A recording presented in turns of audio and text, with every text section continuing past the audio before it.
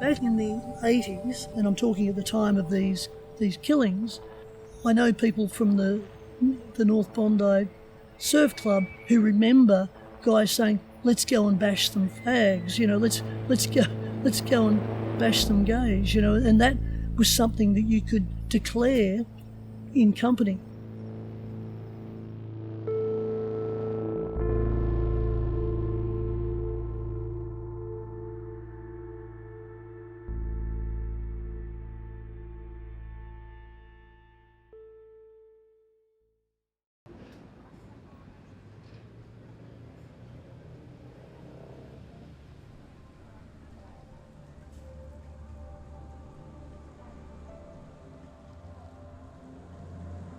Sculpture by the Sea is an event of unequivocal civil pride, but what happened in that park, there's this sort of unequivocal, civil shame of violence, and so it's really appropriate that this park that's become famous for this event hosts one sculpture that doesn't come and go, one sculpture that really deserves its permanent place in that park.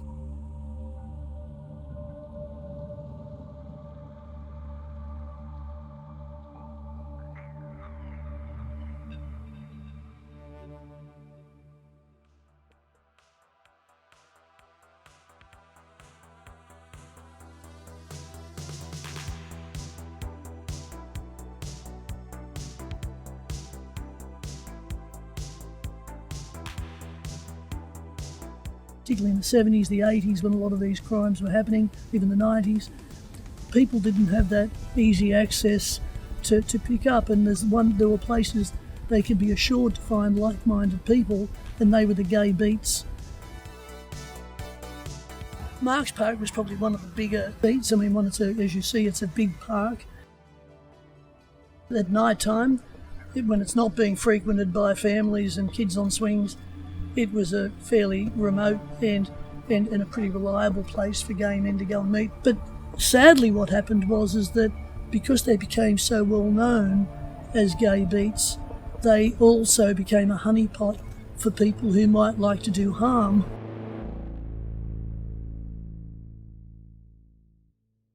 In the late 80s in particular, there became this crescendo of violence. I mean, there'd been violence for decades and decades against gay men, well, gay people, but gay men who frequented gay beats were particularly a target.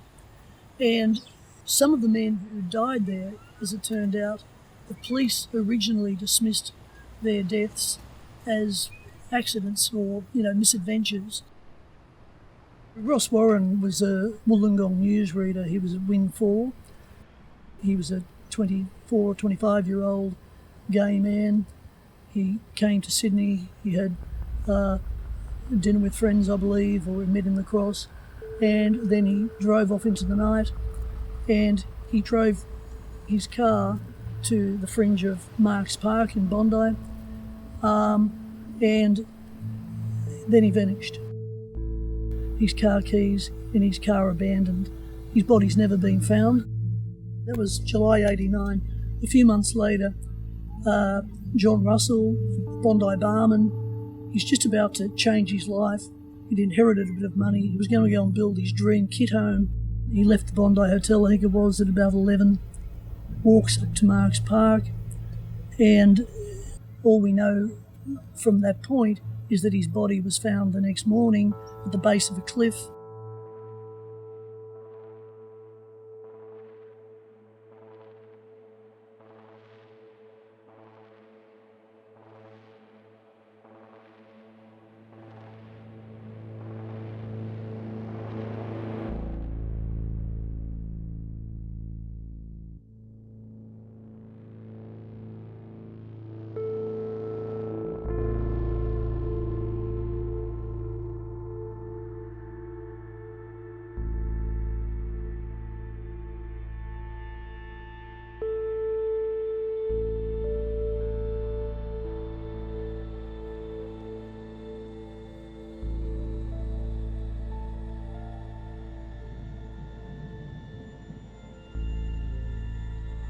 Only weeks after John Russell's body was found, a young gay man, was attacked only metres away from where John Russell went off the cliff.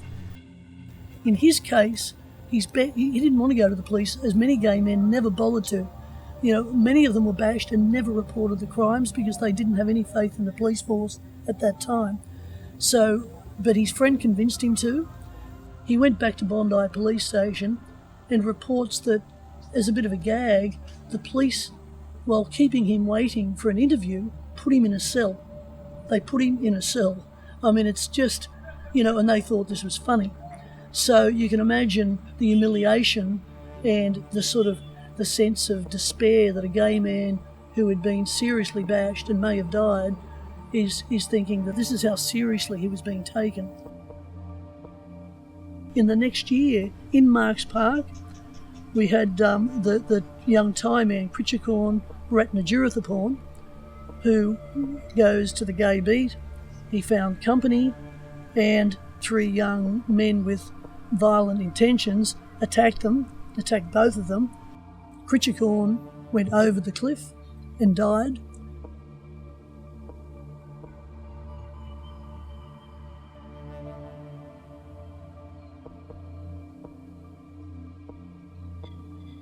What we had was clearly this sort of explosion of violence against gay people, and that was not a priority in police investigations until quite a bit later.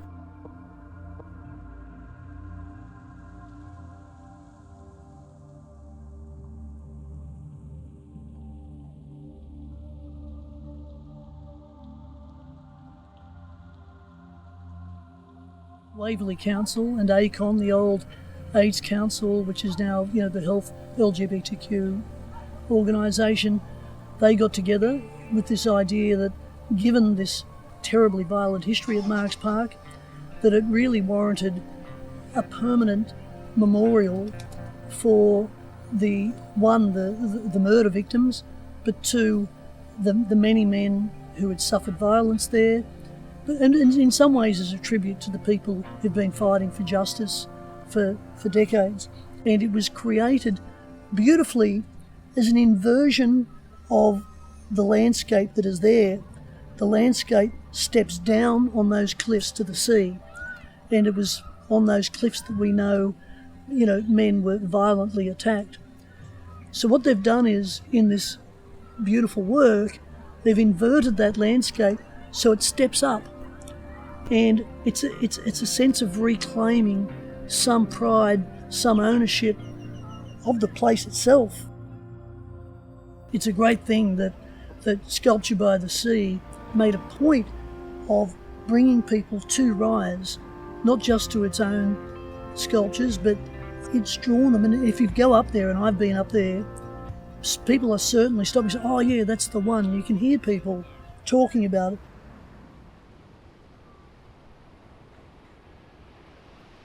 There is so much public awareness about the broader problem of gay hate violence, and so much attention has been brought to these particular cases at Marks Park in recent years, that if there are people who know, they're getting prodded quite often now, or they should be. This may well be the last chance. If people have something on their mind, and there may well be dozens of them who do, come forward, do it now.